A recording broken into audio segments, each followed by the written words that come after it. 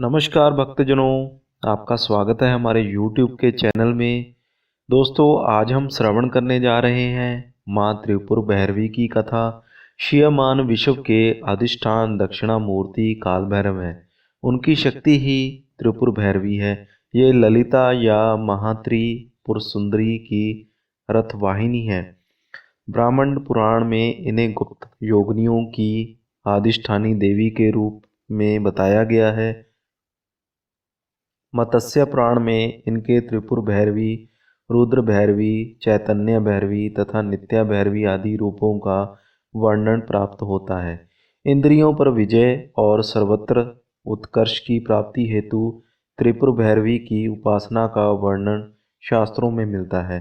महाविद्याओं में इनका छठा स्थान है। त्रिपुर भैरवी की उपासना से सभी बंधन दूर हो जाते हैं।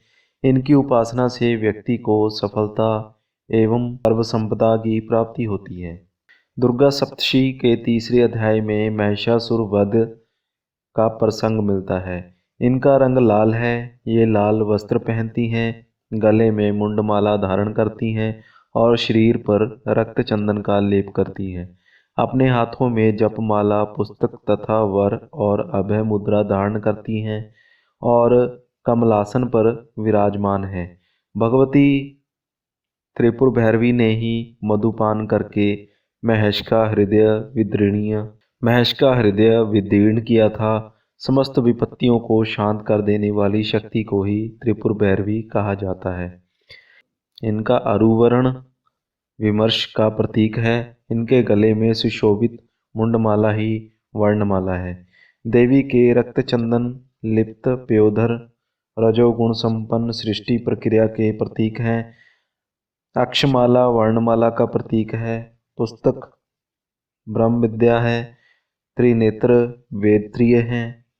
भगवान शंकर को पति रूप में प्राप्त करने के लिए कठोर तपस्या करने का दृढ़ निर्णय लिया था। बड़े बड़े ऋषि मुनि भी इनकी तपस्या को देखकर दंग रह गए थे। इससे सिद्ध होता है कि भगवान शंकर की उपासना में निरत उमा का दृढ़ निश्चयी स्वरूप ही त्रिपुर भैरवी का परिचालक है। त्रिपुर भैरवी की स्तुति में कहा गया है कि भैरवी सूक्ष्म वाक तथा जगत में मूल कारण की अधिष्ठानी है। भैरवी के अनेक नाम त्रिपुरा भैरवी, चैतन्य भैरवी, सिद्ध भैरवी, भुवनेश्वर भैरवी, संपदाप्रद भैरवी, कमलेश्वरी भैरवी, कौलेश्वर भैरवी, कामेश्वरी भैरवी, नित्या भैरवी, रुद्र भैरवी, भद्र भैरवी तथा षटकुटा भैरवी आदि। त्रिपुरा भैरवी भागवत के अनुसार महाकाली के उग्र और सौम्य दो रूपों में अनेक रूप धारण करने वाली 10 महाविद्याएं हुई हैं। भगवान शिव की यह महाविद्याएं सिद्धियां प्रदान करने वाली होती हैं। एक बार जब देवी काली के मन में आया कि वह पुनः अपना गौर वर्ण प्राप्त कर ले, तो यह सोचकर देवी अंतर्ध्यान हो जाती हैं। भगवान शिव जब देवी को अपने समक्ष नहीं पाते तो व्याकुल हो जाते हैं और उन्हें ढूंढने का प्रयास करते हैं। भगवान शिव महर्षि नारद जी से देवी के विषय में पूछते हैं। तब नारद जी उन्हें देवी का बोध कराते हैं। वह कहते हैं कि शक्ति के दर्शन आपको सुमेरु के उत्तर में ही हो सकते हैं। वहीं देवी की प्रत्यक्ष उपस्थिति होने की बात संभव हो सकेगी। तब भोले शंकर की आज्ञानुसार नारद जी देवी को खोजने के लिए वहां जाते हैं।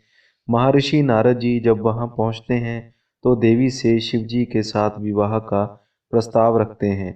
यह प्रस्ताव सुनकर देवी क्रोध हो जाती हैं और उनकी देह से एक अन्य षोडशी विग्रह प्रकट होता है और इस प्रकार उससे छाया विग्रह त्रिपुर भैरवी का प्रकट होती हैं। माँ का स्वरूप सृष्टि के निर्माण और संहार के लिए तमोगुण एवं रजोगुण से परिपूर्ण है।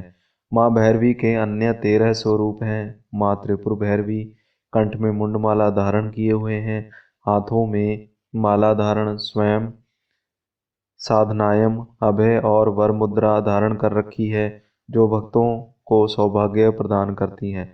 माँ भैरवी ने लाल वस्त्र धारण किए हैं। माँ के हाथ में विद्या तत्व है। माँ त्रिपुर भैरवी की पूजा में लाल रंग का उपयोग किया जाना अति फलदायक होता है।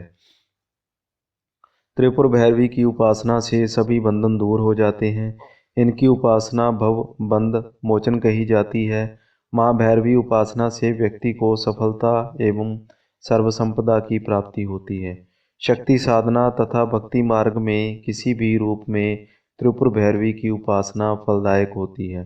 साधना द्वारा अहंकार का नाश होता है, तब साधक में पूर्ण शिशुत्व का उदय हो जाता है और माता साधक के समक्ष प्रकट होती हैं। भक्ति भाव से मंत्र जप पूजा होम करने से त्रिपुर भैरवी प्रसन्न होती है। माँ भैरवी के अनेक रूप त्रिपुरा भैरवी, चैतन्य भैरवी, सिद्ध भैरवी, भुवनेश्वर भैरवी, संपदाप्रद भैरवी, कमलेश्वरी भैरवी, कौलेश्वर भैरवी, कामेश्वरी भैरवी, नित्या भैरवी, रुद्र भैरवी, भद्र भैरवी तथा षटकुटा भैरवी आदि। त्रिपुरा भैरवी भगवत के अनुसार महाकाली के उग्र और सौम्य दो रूपों में अनेक रूप धारण करने वाली 10 महाविद्याएं हुई हैं। भगवान की यह महाविद्याएं सिद्धियां प्रदान करने वाली होती हैं। तो दोस्तों, ये थी आज की माँ त्रिपुर भैरवी की कथा। अगर आपको ये कथा अच्छी लगी हो तो प्लीज़ इस वीडियो को लाइक और ज़्यादा से ज़्यादा शेयर ज़रूर करें, ताकि आपके ऊपर भी माता की कृपा हो पाए। और दोस्तों, ऐसी ही पौराणिक कथाएं जानने के लिए हमारे चैनल को अभी सब्सक्राइब कर लीजिए और साथ में दिए गए बेल आइकन को दबाना ना भूलिएगा।